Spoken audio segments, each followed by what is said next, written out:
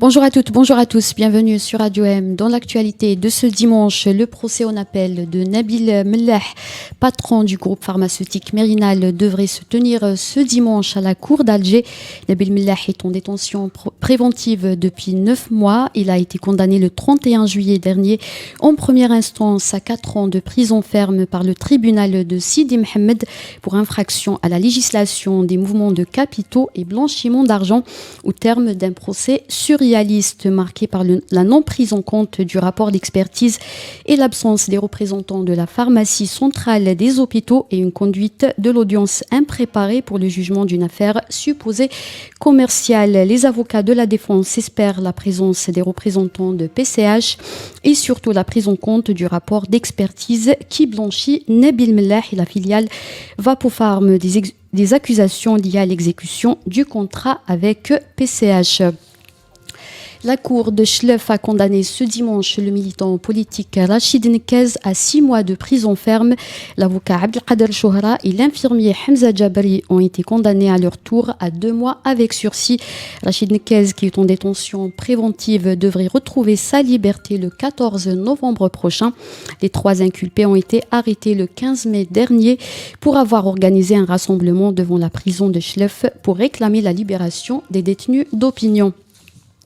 Le procès en appel du journaliste directeur de Radio M et Maghreb émergent Ihsan Al-Qadi est programmé pour le 20 octobre prochain à la cour d'Alger.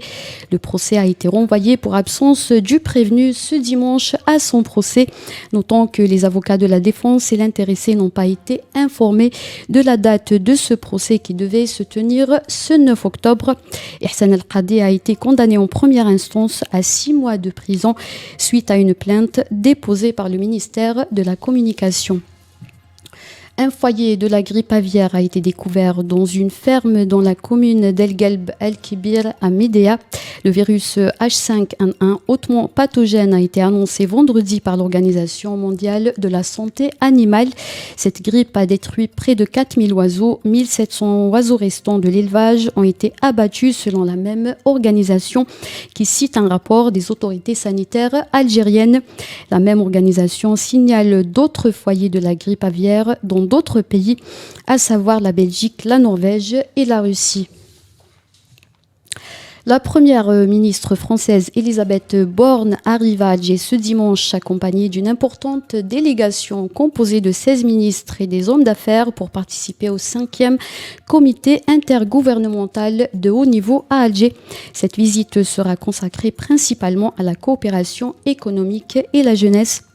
Elisabeth Borne ouvrira un forum d'affaires lundi avant de rencontrer des élèves au lycée français d'Alger. 3 personnes sont mortes samedi dans l'explosion du camion piégé sur le pont de Crimée, selon les informations préliminaires de la commission d'enquête russe. Comme première réaction, le vice-président de la Douma en Russie, Oleg Morozov, a qualifié l'explosion de déclaration de guerre. C'était la dernière information. Merci de nous avoir suivis.